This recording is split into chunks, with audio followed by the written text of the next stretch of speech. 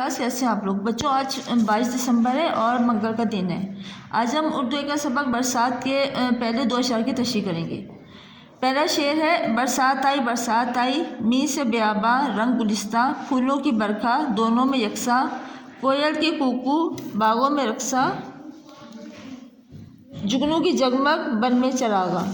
ठीक है बच्चों, अब आप लोगों ने ये पूरा शेर नहीं लिखना, आप लोगों ने बरसात आई से लिखना है, उसके बाद आपने ड्रॉस लगाने आखिर में लिखना है चरागा। ठीक है,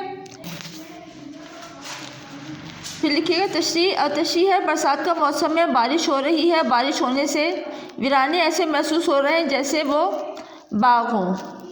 दोनों में गुलशन का रंग गालिब आ गया है। बागों वीरानों में फूल खिले हुए हैं। बरसात की वजह से मालूम ही नहीं हो रहा कि कौन सी जगह वीरान है और कौन सी आबाद है।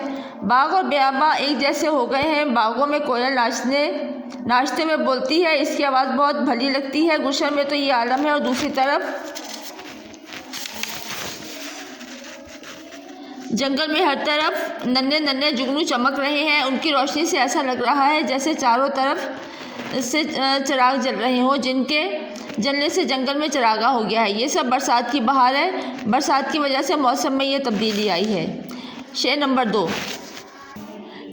2 भी आपने इसी तरह करना है जैसे पहला शेर किया है। शब रंग से लिखना है, ड्रॉस लगानी है, आखिर में बरसात आई। ठीक है, फिर तशरीह लिखनी है। शायर बादलों को रात से तशबीह देते हुए कहता है कि बादलों का रंग रात की तरह स्याह है। बारिश होने से पहले के काले बादल आते हैं, जिस तरह किसी फ़ौज का हरावल दस्ता पेशकदमी करता है और वो इस बात का इशारा होता है कि पीछे पीछे बाकी फ़ौज भी आ रही है।